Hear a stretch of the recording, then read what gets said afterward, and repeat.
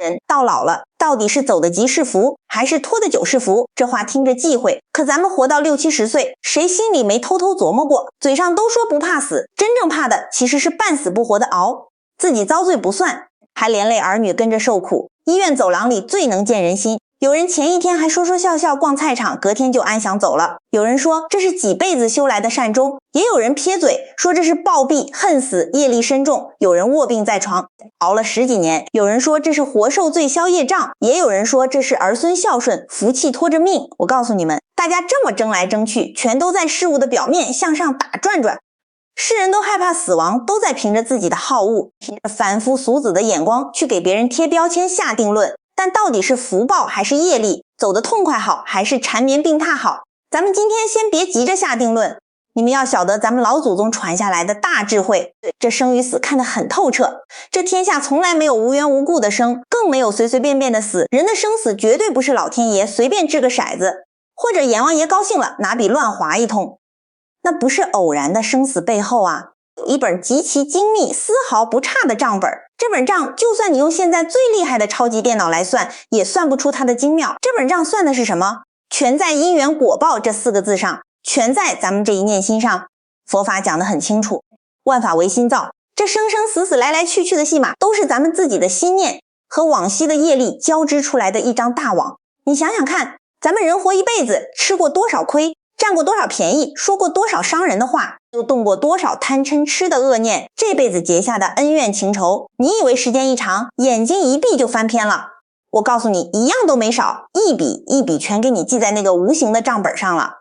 为什么有的人肉身这件衣服说脱就脱，走得一点都不留恋？为什么有的人明明肉身已经坏透了，五脏六腑都衰竭了，偏偏就是有一股无形的力量死死拽着他，让他多受几年10几年的罪？这背后的玄机深得很啊！今天我就把这本天地间的账簿一页一页的翻开来给诸位看一看。咱们不讲那些虚无缥缈的东西，就讲咱们身上这口气，这颗心，这段缘。看懂了这本账，你再回头看那急匆匆走的和病床上拖着的，你的心里就跟明镜一样亮堂了。以后再遇到家里的生老病死，你也就知道该怎么去面对，怎么去化解，再也不会惊慌失措，怨天尤人了。咱们先来说说这第一种走得急的。你想想看，街坊邻居里头，要是谁家老人突然心脏病发作，或者脑溢血，一句话没留人就没了，大家去吊唁的时候，是不是都在底下嘀咕？有的人羡慕说这是修来的福，有的人直摇头说这肯定不是什么善终。我告诉你们，这2种看法全都错了。为什么？因为大家全都被生死的那个表象给骗了。佛法讲得很清楚，咱们身上这100-10来斤的肉，五脏六腑加上这层皮，叫做什么？叫做色身。这个色身从你生下来第一声啼哭开始，它每一分每一秒都在走向衰败。就像什么呢？就像你花钱租来的一套房子，或者你穿在身上的一件棉袄，租期到了，房东要收回去了，衣服穿了几十年，线头朽了，布料糟了，风一吹就散架了。这个时候你脱下这件破衣服，交出这把生锈的钥匙，这是天底下最自然不过的规律，叫做色身无常。可是凡夫俗子不明白这个道理，总觉得这具肉身就是我的，房子里的家具存折，儿女就是我的。等到老天爷突然要收回这件衣服的时候，你舍不得啊，你的心像万能胶一样死死粘在这件衣服上，硬要把衣服撕下来，连皮带肉的，你能不痛吗？你能不害怕吗？所以大家害怕走得急，怕的根本不是死亡本身，而是怕来不及。来不及交代银行存折的密码，来不及抱一抱还没过门的大孙子，来不及把这辈子吃过的亏，受过的气找人说道说道。因为有挂碍，所以突然断气的那一刻，神识是惊恐的，魂魄是慌乱的。你以为天下人都这么怕死吗？你们要晓得，真正看透因果明白心性的人脱下这件衣服的时候，那简直是潇洒到了极点。在唐朝的时候，有一位高僧，他修行到了晚年，知道自己这具色身的租期快到了，该换地方了。有一天，他把庙里的徒弟们全叫到跟前，老和尚满面红润，声音洪亮，一点病态都没有。他盘腿坐在蒲团上，笑着问徒弟们，我问你们，你们见过古人圆寂脱下这身皮囊，有坐着走的，有躺着走的没有？徒弟们一听，老老实实的回答，师父，坐着圆寂的吉祥卧，躺着圆寂的咱们都见过。听过。老和尚点点头，又问，站着断气的你们听过没有？徒弟们面面相觑，说也有听说过几位大德是站着走的。老和尚眼睛一眯，突然冒出一句，那头顶朝下倒立着，死的你们听过没有？这一下底下的徒弟全傻眼了，个个拨浪鼓似的摇头。师傅，您别开玩笑了，倒立着圆寂，这从古至今从来没听过好。老和尚大笑一声，今天就让你们开开眼。话音刚落，他双手在地上猛地一撑，双脚朝天，啪的一下倒立了起来。就在这倒立的一瞬间，老和尚气息全无，当场圆寂。最绝的是什么？他身上的宽大僧袍，按理说倒立应该全垂下来盖住头脸，对不对？没有，那僧袍就像是用浆糊糊住了一样，紧紧贴在身上，纹丝不动。这一下可把徒弟们吓坏了，大伙儿急得满头直冒冷汗。人死了得入殓了，得放平了，装进棺材啊！几个年轻力壮的和尚赶紧上前，想把师傅的遗体推倒。结果你猜怎么着？用手一推，推不动。老和尚整个人就像是一根用钢筋水泥浇筑的铁柱子，死死钉在地上。几个人累得气喘吁吁，老和尚还是稳稳当当的倒立在那儿。全庙上下乱成了一锅粥。最后实在没办法，赶紧派人下山，把老和尚出家的亲妹妹给请来了。这妹妹也是个修行人，她迈过门槛，看着倒立在大殿正中间的亲哥哥，没哭也没喊，上去指着遗体就骂：老哥啊老哥啊，你活着的时候就不按常理出牌，现在死了还要搞这种稀奇古怪的花样来迷惑大众，给大伙儿添乱，赶紧给我下来吧。说完，妹妹伸出一根手指头，照着老和尚的肩膀轻轻一推，扑通一声，像推倒了一颗朽木老和尚的遗体，这才轰地倒在了地上。诸位，这个道理很简单啊，你想想看，老和尚在临终前搞这么一出惊世骇俗的戏法，他是在向徒弟炫耀自己的神通有多厉害吗？绝对不是。老和尚大慈大悲，他是在用自己最后的生命给世人上了一堂最深刻的生死大课。他就是要用这种极端的方式告诉世间人，生死哪有什么固定的规矩，哪有什么特定的样子。你们世俗人总以为老死在床上，儿女围在跟前哭天抢地，身上盖着红布被子，这就叫好死，叫福报。走在半路上突然倒地，没留下一句话，这就叫横死，叫恶报。这简直是天大的误解。只要你心里头没有贪念，没有怨恨，把这世间的恩恩怨怨全都放下了，不被这具皮囊给拴住，那你脱下这件旧衣服的时候，想坐着脱就坐着脱，想站着脱就站着脱，就算是大顶朝下倒立着脱，照样从容不迫。走得急根本不是什么老天的惩罚，它是因缘成熟，一刀两断的洒脱。所以我告诉你们，以后听到谁谁谁突然倒下走了，别再去评判人家是福是祸。要是他生前已经把世间的道理看通透了，那这一瞬间的离去就是没有任何拖泥带水的大解脱。但是话又说回来，老天爷收衣服的时候，有的人走得利落，可为什么偏偏有那么一些人，他的身体其实早就该报废了，五脏六腑都坏了，连医生都说没指望了，可他就是死死地吊着那最后一口气。他痛苦地在病床上翻滚呻吟，不仅自己活受罪，还把一家老小全拖进了一个无底洞里，大家看着都心疼，都盼着他早点解脱，可他就是走不掉。这就引出了咱们老百姓最害怕的第二种拖得久。你去看看那些重症监护室，或者很多老人在家里躺在那个床上，瘦得皮包骨头医生把家属叫到走廊里，摇摇头说，老人家五脏六腑全衰竭了，按理说早就撑不住了，我们也没办法了，你们准备后事吧。可是呢，你进去一看，老人家眼睛瞪得老大，喉咙里呼哧呼哧的拉风箱，就是咽不下这最后一口气。大伙儿看着都揪心啊，身上插着管子，每一秒钟都在受抽筋剥皮一样的罪。大家就在那纳闷儿，这到底是为什么呢？我告诉你们，这拖得久的第一重真相，也是最让人叹息的第一道催命符，它根本不在外面，全在他自己的心里头。咱们老祖宗管这叫什么？叫心性执念，魂魄难离。这到底是怎么回事？我给你们讲个现代的事。前几年有个老太太，她得了绝症，到了最后那个阶段，癌细胞都扩散到全身骨头里了，疼起来浑身直打哆嗦，止痛针打进去跟打水一样，一点用都没有。他的女儿和儿子天天守在床前，看着老太太受罪，心如刀割。连大夫都暗地里说，老太太这身体已经全坏了，早走一天是早少受一天罪。家里人把老兽医都给她换好了，可这老太太就是不闭眼，整整3天3夜。老太太没吃没喝，下巴骨都塌下去了，可那2只眼睛就跟钉子一样，死死盯着病房的那个门。大女儿凑过去，眼泪吧嗒吧嗒往下掉，拉着她的手说，妈，你别熬了，我知道你疼，你放心，走吧，家里都有我们呢。老太太喉咙里发出咯咯的声音，说不出一句囫囵话，可她的右手死死攥成一个拳头，手指甲都掐进肉里去了，抠出了血印子。大女儿想掰开他的手，给他擦擦手心里的冷汗，怎么掰都掰不动，那手攥得跟铁钳子似的。他在等什么？他在等远在国外打工的小儿子，那是他这辈子最心疼的肉疙瘩。到了第4天半夜，砰的一声，病房门被撞开了，小儿子满头大汗，连滚带爬地扑到床前，膝盖一软，扑通跪在地上，哭着喊：妈，我回来了，儿子回来了。就这一声，老太太死死盯着门的那双眼睛突然转了过来，看着小儿子，他那只攥了3天3夜谁也掰不开的右手突然松开了，手心里是什么？是一把生了锈的小铜钥匙，那是老家抽屉的钥匙，里面放着老太太攒了一辈子准备留给小儿子娶媳妇的存款。小儿子一把攥住那把带着老太太体温和冷汗的钥匙，就在他拿走钥匙的那一瞬间，老太太长长的吐出了一口气，眼睛一闭，旁边的仪器滴一声拉成了一条直线，人就这么走了。诸位你想想看，老太太最后这3天3夜多活这100多个小时，靠的是医生开的药吗？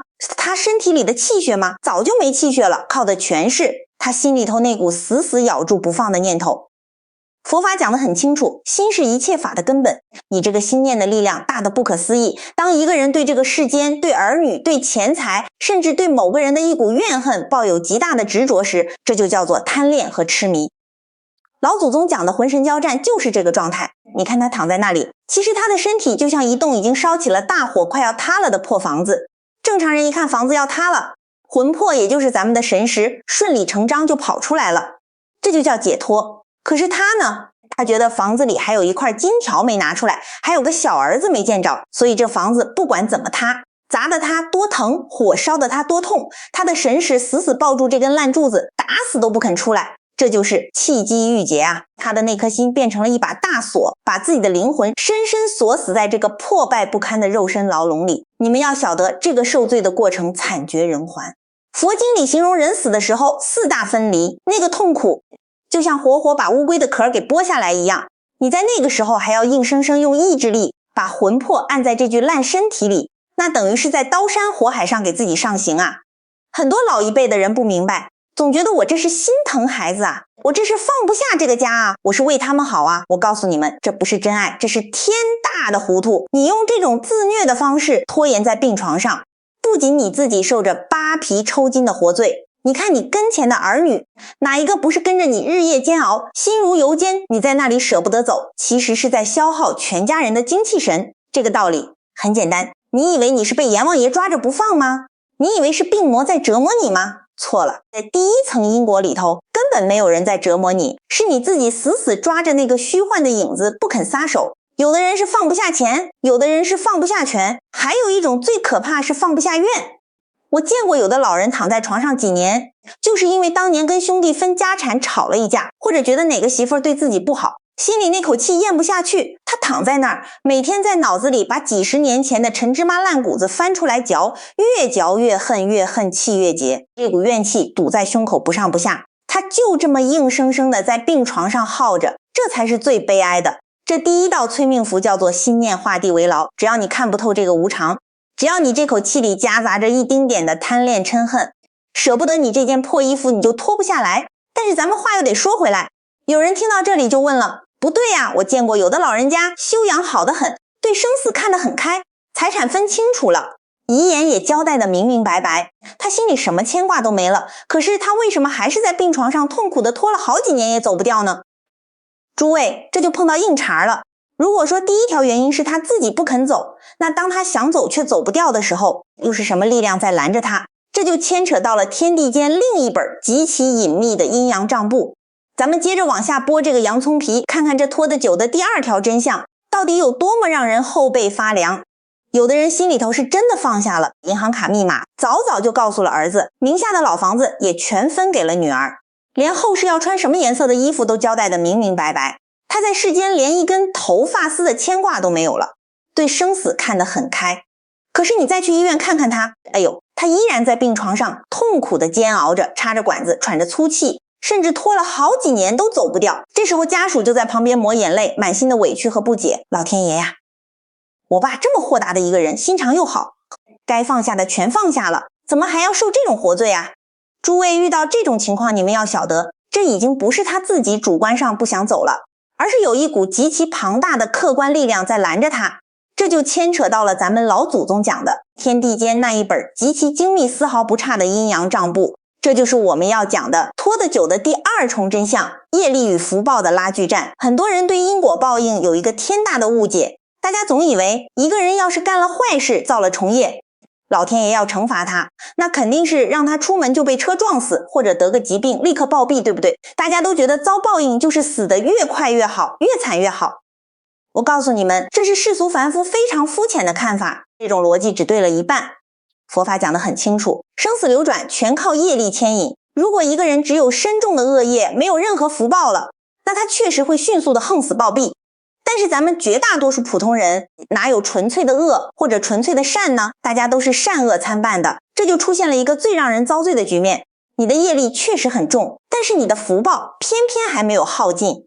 你想想看，什么叫福报未尽？也许这个人年轻的时候做生意，手段虽然很辣，坑过几个人，甚至造了不少杀业，但同时他也拿赚来的钱修过桥、铺过路，或者对亲戚朋友很大方，甚至他上辈子或者祖上还给他积攒了一大笔没花完的阴德。这就好比一个人在银行里虽然欠了一屁股还不清的烂账，但他另一个账户里居然还有不少存款。等到临终交账的时候，麻烦就来了，天地间那股强大的业力找上门来，就像讨债的凶神恶煞，死死拽着他的肉身往下沉，让他生恶病，让他浑身剧痛，让他痛不欲生。这股力量的目的就是要把他拉走，可是就在业力要把他彻底拽进鬼门关的一瞬间，他命里那点还没享完的福报，就像一只无形的巨大的手从底下稳稳地拖住了他。福报说：慢着，这人的福禄还没享完，他的寿命还不到尽头，你现在不能带他走。业力又说不行，他欠下的这些贪嗔痴的债已经到期了，今天必须清算。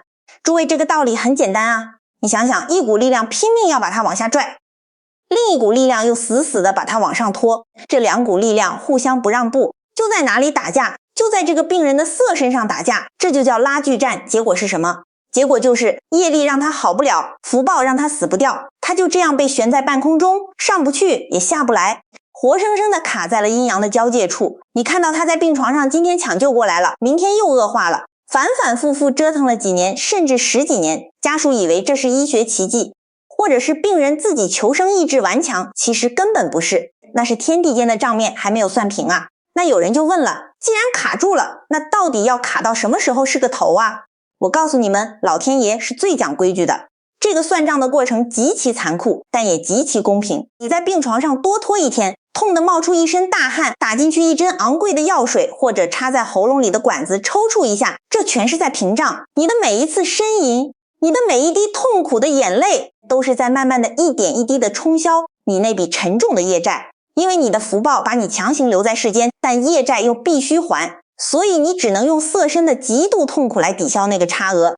直到哪一天你在病床上受的罪，把你命里剩余的那点福报彻底消耗干净了，或者把那笔厚厚的业债终于还清了，账本一平，啪的一声，拉锯的绳子断了，这个人立刻就解脱了。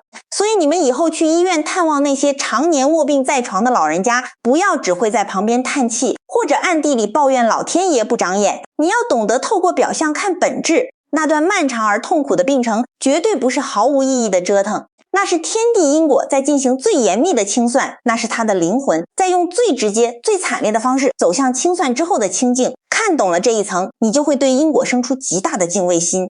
你会明白，这辈子千万别仗着自己有点福报，有点钱财，有点势力就去胡作非为。你以为你占了便宜，其实那笔账全记在底下。等你老了，躺在床上了，你的福气就会变成拉长你痛苦时间的锁链。福气越大，拉锯的时间可能就越长，受的活罪就越多。但是咱们这层洋葱皮剥到这里还不算到底，有时候在病床边守夜的家属会遇到一些让人毛骨悚然的事情。比如老人家本来神志不清，突然眼睛瞪得老大，对着空无一人的墙角大喊大叫，甚至喊出一些几十年前已经死去的人的名字，浑身哆嗦，害怕的直往被窝里缩。遇到这种情况，你用第一条心性执念解释不通，用第二条福报拉锯也觉得不对劲。为什么？因为前面讲的业力还只是一笔糊涂账，可这种现象分明是活生生的，有针对性的，债主找上门来了。这就引出了咱们要讲的拖得久的第3道催命符，也是最深最可怕的一层真相。那可不是什么抽象的账本，那是跨越了千百年的夙夜临门。你去医院的重症病房里守一夜，或者在家里照顾过久病老人的，往往碰到过这么一种让人后背发凉的事儿。老人家本来躺在床上一动不动，迷迷糊糊的，到了大半夜，他突然把眼睛睁得像铜铃一样大，死死盯着天花板或者墙角，浑身打哆嗦，拼命往被窝里缩。有的还会扯着嗓子喊出来的名字全是几十年前早就死掉的亲戚仇人，或者是他年轻时害过的人。这时候家属就在旁边抹眼泪，护士跑过来说这是老人家脑子糊涂了，出现了幻觉。你们要晓得老祖宗传下来的学问可不是这么说的，这根本不是什么幻觉，也不是神经错乱。人到了临终前或者是久病不愈的时候，他身上的阳气已经衰败到了极点，气机微弱的像风里的残烛。这个时候他的那层肉体凡胎的壳子松动了，他在阴阳交界处真真切切地看到了普通人看不见的东西。看到了什么？看到了他这辈子甚至上辈子结下的冤亲债主找上门来索命了。这就是拖得久走不脱的第3道催命符，也是最深最可怕的一重真相。很多人一听冤亲债主马上摆手，哎呀，你这是搞封建迷信。我告诉你们，这绝对不是迷信，这是宇宙间最严密的能量守恒定律，是因果账本上的白纸黑字。你想想看，人这一辈子谁敢说自己干干净净？你年轻时为了做生意用手段把竞争对手逼得倾家荡产，跳楼自杀，你平时吐嘴巴痛快，逢年过节杀鸡宰羊，活生生的鲤鱼扔进滚开的油锅里，那鱼在油里疯狂的打挺。甚至你在家里因为一点小事用最恶毒的话咒骂婆婆，虐待儿媳，让人家心里结下了一辈子化不开的死疙瘩。你以为事情过去就过去了，因为摸摸嘴洗洗手，这笔账就消了。天地间没这个便宜事，那些被你残害的生灵，那些被你逼死的冤魂，带着满腔的怨恨和痛苦，这股怨恨的能量是不会凭空消失的，它就化作一股阴寒的黑气，一直潜伏在你的周围。等你年轻气壮福报还在的时候，他们进不了你的身。可一旦你老了病倒了，阳气罩不住了，好嘛，千军万马全冲进来了。佛法讲得很清楚，这叫业时现前。这个时候你身上那种痛已经不是医学上能解释的痛了。有的久病老人吃多少止痛药都没用，他觉得骨头缝里有千万只蚂蚁在咬，觉得五脏六腑被小刀子一片一片的刮。为什么医生查不出毛病？因为那根本不是肉体坏了，那是无形的债主趴在你身上，一口一口的在撕咬你的魂魄啊！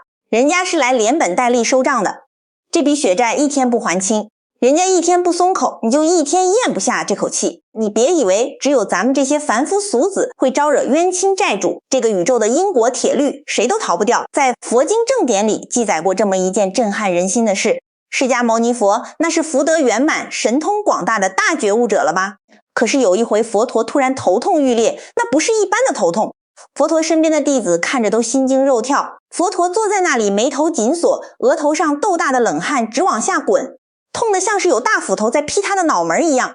头痛整整持续了3天3夜。一位大弟子在旁边看得直掉眼泪，扑通一声跪在地上问：世尊啊，您都已经成佛了，跳出3界外了，怎么还要受这种皮肉之苦啊？佛陀缓缓睁开眼睛，擦了擦额头的冷汗，叹了一口气。他没有用神通把这痛苦屏蔽掉，而是告诉弟子们，你们顺着我的手指看过去。透过千百年的时空，弟子看到了一个极其久远的前世画面。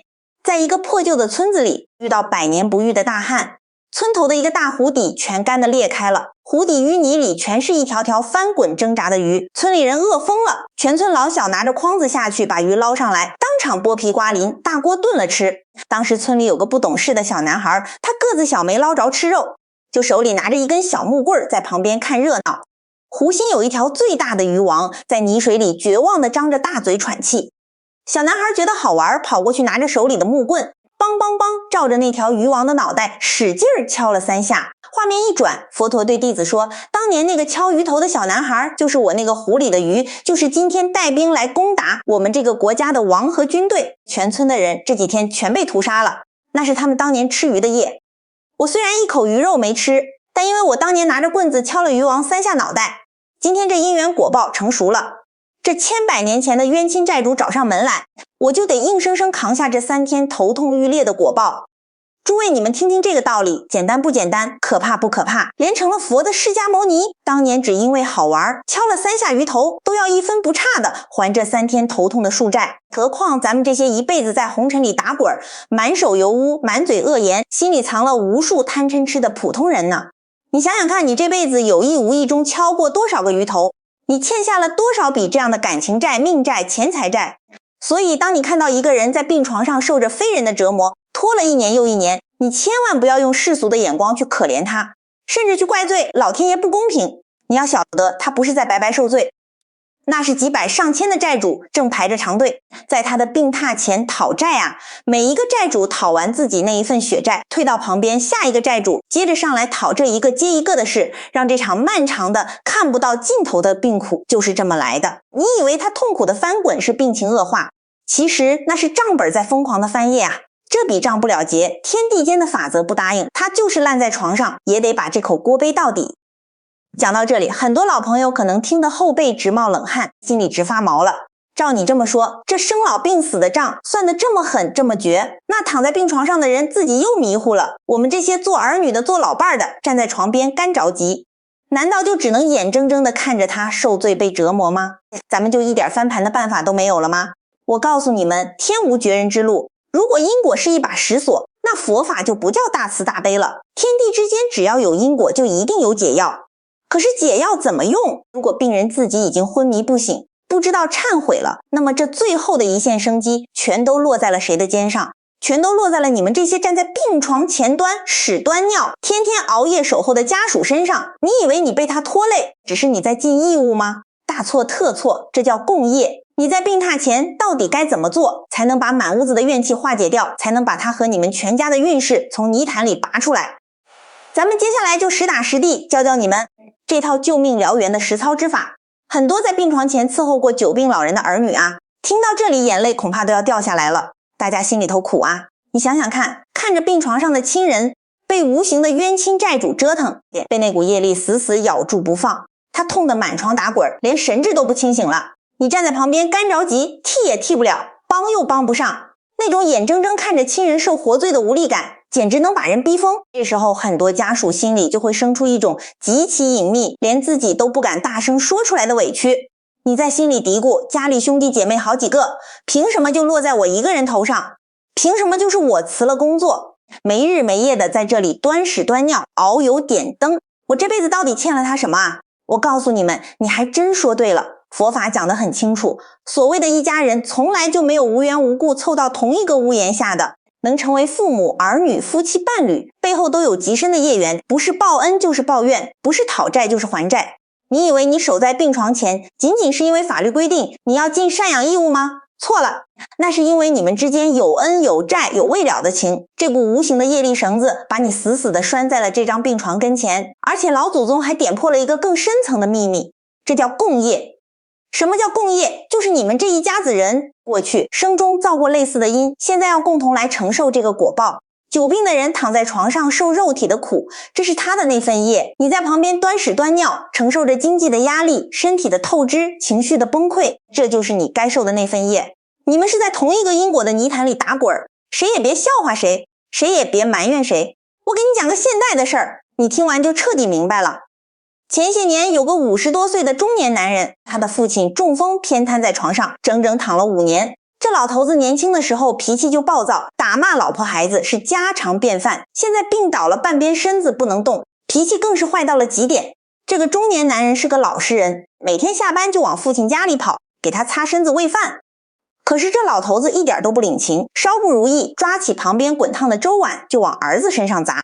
有一次，儿子刚给他换完干净的尿布，转个身的功夫，老头子故意把大便抹得满床都是，还指着儿子的鼻子破口大骂，骂得极其难听。这个中年男人当时站在那儿，闻着满屋子刺鼻的腥臭味儿，看着一身的脏污，他的手抖得像筛糠一样。他心里突然冒出一个可怕的念头，你怎么不早点死啊？你死了大家都解脱了。这个念头一出来，他自己都吓出了一身冷汗。他跑到阳台上点了一根烟，夹着烟的手直哆嗦，眼泪哗哗的往下流。他不仅恨他爹，他也恨自己，觉得自己怎么能有这么大逆不道的想法。他觉得自己的命太苦了，生意一落千丈，老婆也因为这事天天跟他吵架闹离婚。他觉得自己快被这张病床给活生生拖死了。后来这个中年男人遇到了一位懂修行的老师傅，老师傅听完他的哭诉，一针见血地对他说，你仔细看看你现在的处境，你爹现在还是你爹吗？那是你宿世的冤亲债主借着你父亲的壳子来找你要账来了。你为什么会觉得痛苦？因为你一直是受害者的心态，你觉得你在挨欺负，你现在必须转念，你要把自己当成一个还债人。老师傅教了他一个极其厉害的法门，从今天起，你不要把他当成折磨你的仇人，他每砸你一个碗，每骂你一句，你就在心里默默地说，这笔账我还了。你用心伺候他一次，就是在因果账本上划掉一笔债务，你不生怨恨，这笔账就平了。你若是心里生了怨气，那叫利滚利，下辈子你还得接着还。这个中年男人听完犹如醍醐灌顶，脑子里嗡的一下就亮了。第二天他再去喂饭，老头子又发飙了，呸的一口把嚼烂的饭菜全吐在了他的脸上。要是以前他早就气得摔碗摔门出去了，但这一次他连眉头都没皱一下，他拿毛巾平静地把脸上的脏东西擦干净，然后轻声说，吐出来心里舒服点了吧？来，咱们接着吃。那一刻奇迹发生了，老头子看着他那种绝对平静没有一丝怨恨的眼神，突然愣住了。他举在半空准备打人的手慢慢放了下来，眼里的那种凶光居然一点点消散了，像个做错事的孩子一样乖乖地把饭吃完了。从那以后，这个儿子彻底放下了怨气，每一次给父亲翻身擦洗，他都在心里默念一句南无阿弥陀佛。他不求什么奇迹，他就是踏踏实实的在还债。几个月后，老头子在一个清晨非常平静的走了，走的时候面容安详，没再受一点罪。而这个儿子呢，父亲走后他整个人脱胎换骨了，因为在这5年里，他把性子里的那点急躁傲慢全在病床前给磨平了。他的心境变得极其沉稳，生意上遇到多大的难处他都不急不躁。很快生意起死回生，老婆也回心转意，家里的风水全盘扭转。诸位，这个道理很简单啊，你想想看，病床前面哪里只是看病的地方，那是一个祭坛，是一面镜子，那是老天爷给你安排的最顶级的一个修忍辱的道场。所以如果你们家里现在正有久病卧床的老人，或者你以后碰到了这种艰难的关口，你一定要记住我接下来教你们的这3步救命的燎原之法。这不仅是救病床上的那个人，这更是救你自己，救你们全家的家运。